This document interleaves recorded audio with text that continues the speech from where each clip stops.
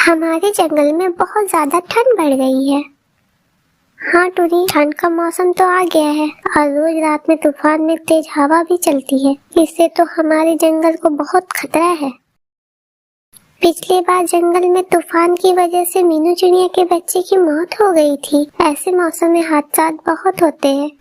हम सभी पक्षियों को इस जंगल में रहना कोई खतरे से खाली नहीं है। अब हमें जल्द से जल्द इस जंगल को छोड़कर जाना ही होगा, नहीं तो हमारी जान जा सकती है। मैं चला जाता हूँ दूसरे जंगल, वहाँ का मौसम देख कर आता हूँ। अगर उस जंगल का मौसम सही रहा तो हम सारे पक्षी उसी जंगल चले जाएंगे। फिर जैसे ही जंगल का मौसम ठीक हो जाएगा हम यहाँ वापस आ जाएंगे। चिड़ा दूसरी जंगल में जाने के लिए निकल जाता है ताकि वो दूसरे जंगल के मौसम का पता लगा सके। फिर रात हो जाती है, ठंडी भी काफी बढ़ जाती है। जंगल के हर तरफ बर्फबारी हो रही थी। पक्षियों ने अपने घर तो बनाए हुए थे परंतु उनके घर मजबूत नहीं थे। पक्षी अपने घरों में बैठे ठंड से कांप रहे थे। आज तो बहुत ठंड है। हमने तो गर्मा गर्म चाय भी पी ली, फिर भी ठंडी लग रही है। जुग्गू बेटा, बस आज रात भर की बात है, कल सुबह तो हम सारे पक्षी दूसरे जंगल के लिए निकल जाएंगे। मम्मा, मुझे भी बहुत ठंड लग रही है। बेचारा तोता भी अपने घर में ठंड से कांप रहा था। अरे बाप रे, ठंड तो इतनी बढ़ गई है कि नींद अभी तो दूर की बात है, सांस लेना भी मुश्किल हो रहा है। अब तो जैसे ये ठंडी ठंडी हवाएं मुझे जमा ही देगी। बस जल्दी से आज की रात गुजर जाए। उसी जंगल में कालू कौवा भी रहता था, पर कालू कौवे का तो मजबूत घर था। उसमें रात गुजर जाती है और सुबह हो जाती है। सूरज की रोशनी से ठंड कुछ कम हो जाती है। मैं इस जंगल में एक रात और नहीं गुजार सकती।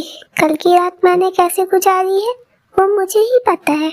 चलो अब हम दूसरे जंगल को निकलते हैं। मैंने कल एक जंगल देखा है। इस जंगल में ना तो ज्यादा सर्दी है ना ही ज्यादा गर्मी है। हम सब लोग वहाँ आराम से रह सकते हैं। चलो, सारे पक्षी तो जमा हो गए हैं, बस कालू कौवे और रानी कौवी को बुलाना है। कालू कौवे और रानी कौवे के घर चलते हैं। सारे पक्षी कालू कौवे और रानी कौवी के घर जाते हैं। कालू कौवे,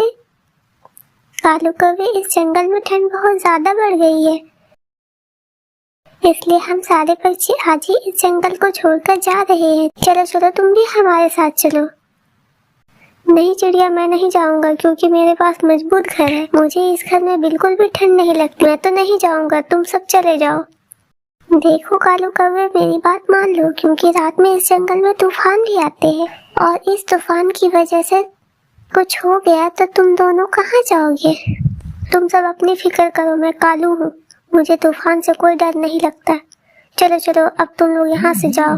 कौवा और कौवी साथ नहीं जाते, इसलिए वो सारे पक्षी उन्हें जंगल में छोड़कर दूसरे जंगल के लिए निकल जाते हैं।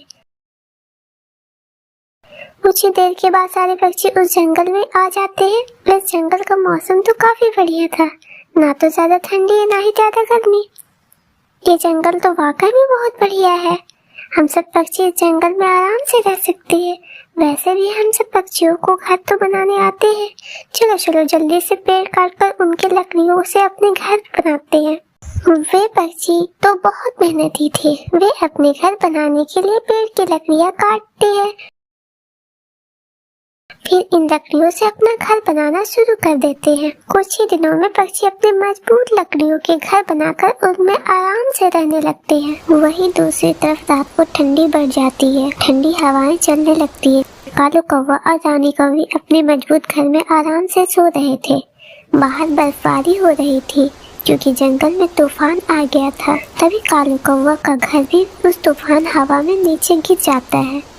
ये क्या हो गया? मैं कितना अच्छा सपना सोते हुए देख रही थी, अचानक हमारा घर नीचे कैसे गिर गया? मुझे लगता है हवाओं का तूफान आ गया है, इस वजह से हमारा घर भी नीचे आकर गिर गया। कालू जी, हमारा घर तो पूरी तरह से टूट फूट गया है। क्यों ना हम इसी लकड़ी को जलाकर थोड़ी सी गरमाइश ही ले लें। बेवकूफ कहीं की, तुम्हारे दिमाग में कुछ अकल वकल है कि नहीं, या तुम्हारा दिमाग पूरी तरह से खाली है? अब ये बताओ, इस तेज हवाओं में मैं आग कैसे लगाऊंगा? चलो यहाँ से जल्दी कोई बंद जगह ढूंढते हैं, कम से कम वहाँ इतनी ठंड तो नहीं लगेगी हमें। कौवा और कौवी तेज हवाओं में यहाँ वहाँ भटक रहे थे और आज की रात गुजारने के लिए जगह ढूंढ रहे थे। वे कौवा और कौवी जंगल में हर तरफ घूमते हैं, पर उन्हें ठंड से बचने के लिए कोई जगह नहीं मिलती। काश मैं उन पक्षी की बात मान लिया होता, आज मैं ऐसे ठंड में नहीं अकड़ रहा होता। हाँ कालू जी, बेचारे पक्षी तो हमारी मदद करने आए थे। हमने उन्हें बुरा भला कहकर उन्हें घर से निकाल दिया था, पर आज की रात हमें कैसे भी गुजारनी होगी, यही हमारी सजा है। बस कल सुबह होते ही हम दूसरे जंगल की तरफ निकल जाएंगे, जहाँ पर सब पक्षी रह रहे हैं। कालू कौवे और रानी कौवी को पक्षी की बात न मानने की सजा मिल रही थी और इसी तरह सारी रात कालू कौवा और रानी कौवी ठंड में बैठकर गुजारते हैं।